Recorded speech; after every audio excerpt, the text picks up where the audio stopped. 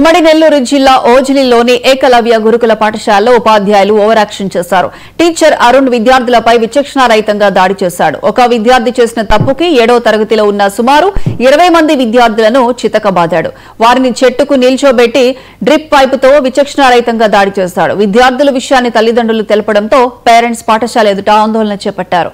పిల్లలను ఇలా కొట్టడం ఏంటని ప్రశ్నించారు. స్థానిక పోలీస్ స్టేషన్లో ఫిర్యాదు చేశారు.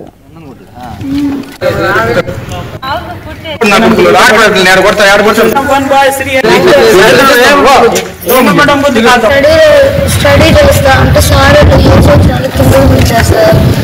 కిందకి వచ్చి లైన్ ఫామ్ చేస్తా బొమ్మలు గీసారు అడుగుతా ఉంటే బ్రదర్స్ కొట్టారు.